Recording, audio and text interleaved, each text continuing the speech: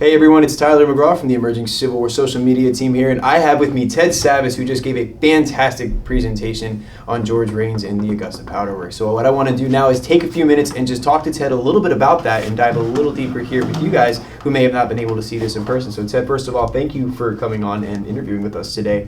I want to start by asking, how did you get interested in this topic?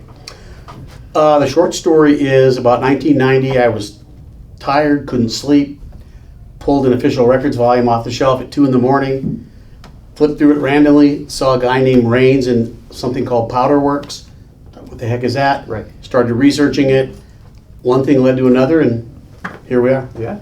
So even in the official records, that's probably some of the most, I'm not saying the most, but that's what's really published, right? Is there anything out there other than that to really explain all of this? Are you finding resources as you're going along and researching this topic? Or? You mean on Raines in particular? Yes, yeah, Raines in particular. particular. Yeah, the official records is, maybe 2% of my research, Right. even though there's a lot there.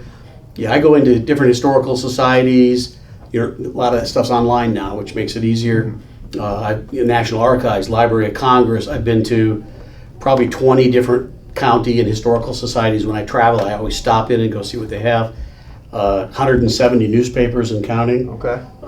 Just a lot of research stuff. Probably 95% of the book is primary sources. I don't use many secondary sources. That's awesome. Yeah, writing it from scratch. Very good.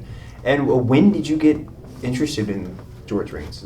How long? You said 1980? 1990. 1990. Okay, so you've been doing this for quite a while now. It's been a long time. Yeah. No kidding. Yeah. So is there anything to see about the Augusta Powder Works left? Is there a site to visit, or is there anything affiliated? Yeah, all the buildings were torn down in the 1870s, 1875, 1876. Okay. They left the obelisk Powder Works chimney, which is like 190 feet tall. It's just huge. Nice. And they petitioned to keep it. Raines, made a plea to keep it.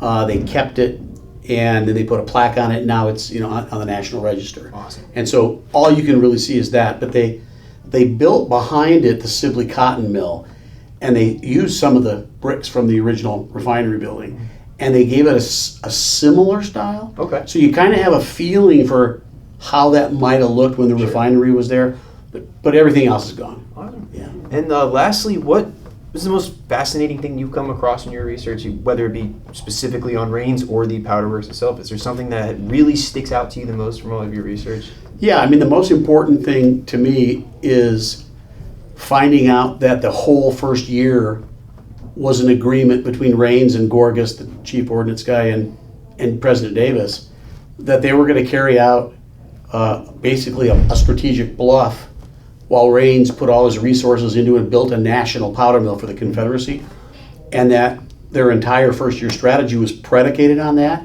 and it was intentional, and nobody's ever found that or seen it. And all the powder shortages, all the evidence is right there, but unless you're sort of trying to look at the whole picture, you don't see the whole picture. And then when you step back and look at the movie screen, you go, wow, I'm watching a different movie. Right. And that to me was, earth-shattering to me. Fantastic. Yeah. Well, I want to thank you for taking the time to sit and talk with us today. Yeah, thanks for having me. Absolutely. Yeah, appreciate it. Fellow bass player. That's right. We play bass. That's kind of the best instrument out there. We're a little biased, but that's it. No, we're not. No. We're honest. I like it. Well, folks, thank you guys again for watching, and we will see you online and on the battlefield.